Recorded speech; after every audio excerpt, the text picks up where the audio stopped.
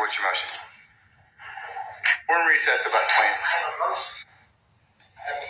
In regards to what, sir? Okay, what's your motion?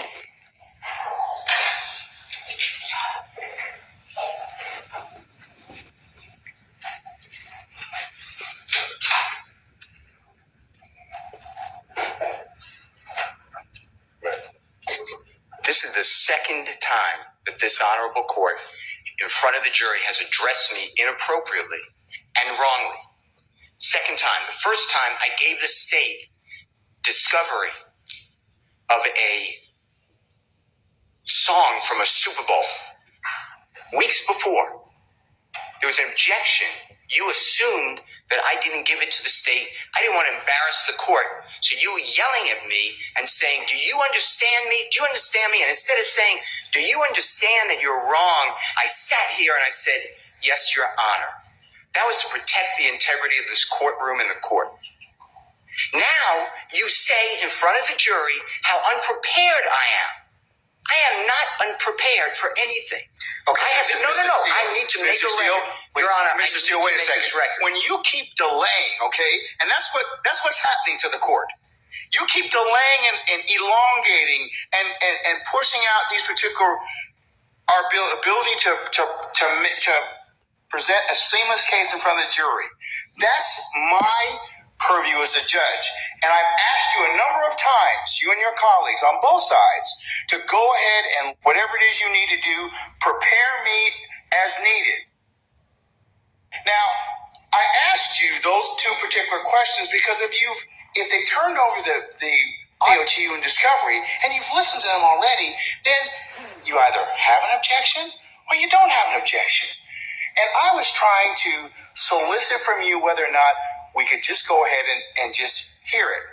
So you can imagine my frustration because all these little delays just elongate out the whole our presentation in front of the jury. That's for your benefit, not for mine, Your Honor. So that's why I've told you all at various times during this particular case. It's not because I want to embarrass you, Mr. Steele. It's just that I'm trying to kind of keep this thing presented in a way that the jury can listen to it. And the court is wrong. What happened was, let me finish, and I'm making this for the record. What happened is, and I don't get embarrassed by you, but I don't want to embarrass you. I made an objection that some of these jail calls have a third party who will not testify. I objected to hearsay. The state said it explains the effect. Okay, Which call? These calls, as you. Okay, well then why aren't we taking them up beforehand? The state just said, just now, these are the 3 additional calls that they want. Okay, all right. Well, then here's your response. I'm going to give you an acceptable response. I'm going to make my motion. I need to make my motion. Judge, there's more to this than we need to listen to these calls. Right. Then I would have no, you didn't say that though. So I wouldn't have had that opportunity. But that's why I keep telling you this, okay? I mean, like I told you, forewarned judge, a happy judge. All right, so had you just told me up front, Judge, we have not had the opportunity to listen to all of those calls. We've only been able to listen to 2. I want to listen to the other ones. And I've listened to the calls. I don't know what the third one they tried. Okay, well, listen, let me just finish. So you presuppose I don't know what the calls are. Well, I don't know what the third call is because Ms. Hilton, who's professional, said, I'll take a break and I'll let you know what it is. But the other 2 calls are the baseball game and at the chicken. They're discussing chicken wings. Or chicken. I understand those calls. There's issues in those calls that you need to address. But I politely make an objection and say, Your Honor, based upon what you told me, which is what you told me, we'll take it up later. I wanted to raise it. You tell in front of the jury how unprepared I am. And let me tell you something. I am not unprepared. I don't appreciate the court telling me that. And you don't, and I asked you, tell the jury that you were wrong when you admonished me last time. You said you wouldn't do that. This is the second time. And you know what it does to me? I don't care. I'm hurt because you're a court, but I really don't care. But what does it do to Mr. Williams? Mr. Steele, I'm not trying to personally insult you or hurt your feelings, okay? You are a grown professional advocate. I am a grown professional jurist. And people say things to me that border on the lines of I could take action or not. You have certainly said some of those things to me during the trial of this case. I have let them go. So, sir, that's just a trial. That's just a trial of the case, okay? No, but that man's life is here. And you're doing a fine job of representing him. Well, but you know what? That's just the way we are right now. But the crux of the issue is, Mr. Steele, and the representatives from the state and everybody else. What happens right now is I have to take a break in order to vet all of these issues, which I'm required to do, Mr. Steele. And that's what is kind of disappointing to me, because I have given you all this administrative time, all these breaks to go ahead and do this, and this is what delays the presentation of this case in front of the jury. If I would have done what the state did and have not poking anything at Ms. Hilton, you would have said to me, why didn't you share those calls with him before? You were out all day today. We didn't start court till 1 o'clock. I would have shared them. I know you would have. But the state didn't. I'm not poking fun because I can deal with it. But here's the problem. I have a problem with it, because at the end of the day, I got to listen to a 15-minute call. You don't have to listen to anything. But you have to make a ruling. Yes, but I have to listen to it in order to make the ruling on those. And even if you said you've listened to the chicken call and the baseball call, and you say there's other issues that come into play, it's better for us to take those things up before I ask for that jury. And I could have done that this morning. I could have done that at another point in time. So, I raised this issue to you, and I don't remember the date, but it was days ago. I raised it, and the court said, all right, understood, and we'll take that issue up when it comes. Now, what am I supposed to do? Okay. Sit there and say no objection? No. Right. Not at all. I said, judge, it's an issue to take up. Not at all. And in addition to that, today alone, and this happens, today alone, the state introduced 2 exhibits. I've never been given them before, ever. You know what I did? No problem. No problem. Because I think that's professional. One was a Google map. It needs to be clarified for the record that it was not done on September 11, 2013. And then a map with little dots with 0.4 miles I've never seen before. But I didn't do anything, Your Honor. I want to move the case. But when the court, it gives me no pleasure in saying this. I believe that this honorable court is biased against Mr. Williams and or his counsel. And I ask you to consider recusing yourself, or don't do this again to me. This is inappropriate to me. I respect you, but what am I supposed to do? Sit there while you do this? I didn't do anything wrong. I did exactly what you teach me to do and the courts teach me to do. Right. But instead, no, I got to finish this. Then I get told to this court says by Prosecutor Love that I'm not being candid with the court and I'm misrepresenting because Mr. Bean never went to the hospital at Grady on September 11, 2013, and Ms. Love has a document on the desk to prove it. I sat right in front of Your Honor at the table, at the bench, and I said, I'd be careful what you say. That's not accurate. Ms. Love looked down on me and she said, it is accurate. You said, we'll take a break, figure it out. After the break, you didn't even bat an eye. Ms. Love said, yeah, I was totally wrong. Mr. Steele's right. He was taken to Grady. If I would have done that and called another member of the bar disingenuous, not truthful, no candor, and misrepresenting, you would have had me yelling in front of a jury. You did nothing. You didn't even ask Ms. Love to apologize. I don't want her apology. I don't care about Ms. Love, but I care about the court.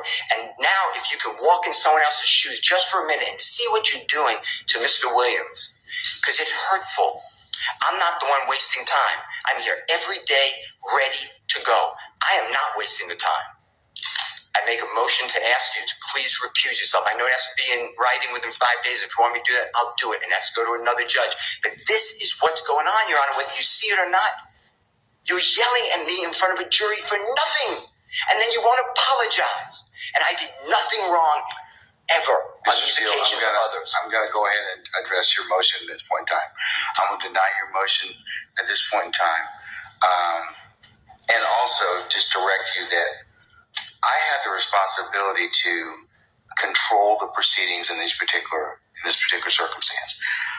Sometimes things get kind of heated, and that's the crucible and trial of any particular case. I am not in any way intimating or insinuating that you are not professional, you are not prepared, but the things that I am bringing up to both of you, and I have fussed at both sides for this particular issue of not being prepared in the sense of, and the only reason it affects the trial of the case is it makes the proceedings a lot longer than they should be, because all these things could be taken up.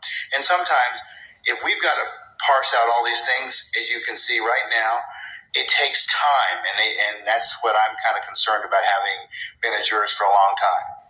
So, I understand that you're a zealous advocate.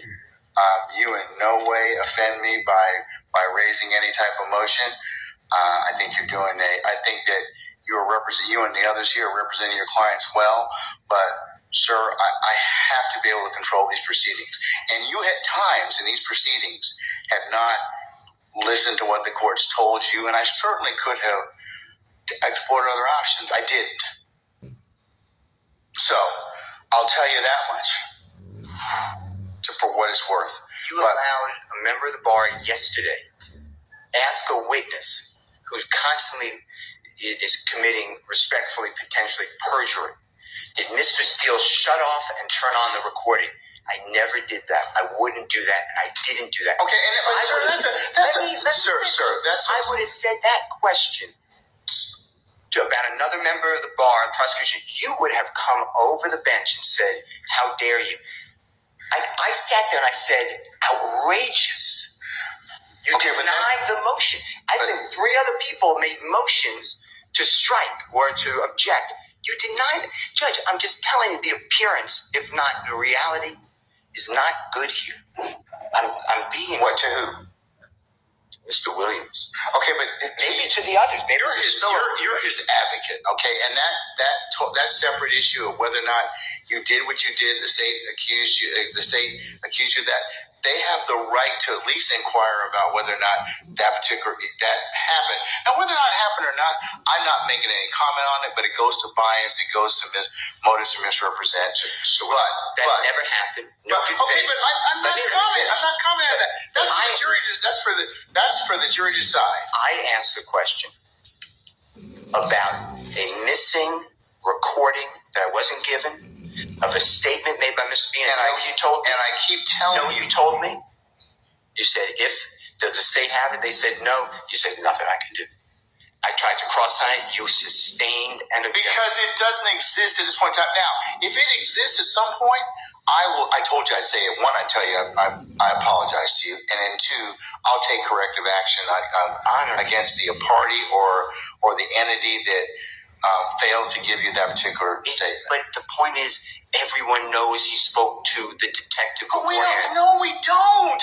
That's totally honest. You believe it. You honestly believe it, and that's true. On September 17th, 2013, on recording, Mr. Bean tells that to Detective Quinn. How is that far-fetched? Why would he ever say that? I lied to the other detective. Why would he ever say that? I mean, logic has to come into this courtroom at times. But you stop me from doing it, but you allow another lawyer make up that I'm stopping and starting a recording. And he says, well, I don't recall. I don't remember anything. Here's the thing that that's why probably Miss Love asked me to put it under seal for the time being. But I mean, I'm not saying anything, but if true, that's a pretty serious accusation. If true, I'll die right now. How about that, Judge Glanville? Your Honor, I object to this. I don't care about her objection. I'm speaking with the Your Honor, court. I object. I'd like to level an objection.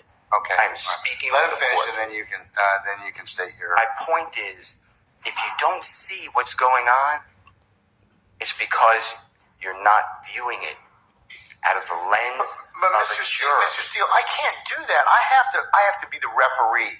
So the jury decides those particular issues of believability and credibility. Now, I'm not getting into the throes of war between you and the state. That's your business, and that is certainly nothing to do with a throw war. No, but I mean, it's your ability as an advocate. I told you before, that's your ability as an advocate. All right. What I'm saying is, you said in front of this jury, I was unprofessional. I am not unprofessional. You were wrong. I think at that particular point in time, given the totality of what happened, that's what the court's assessment was. Sir, I am.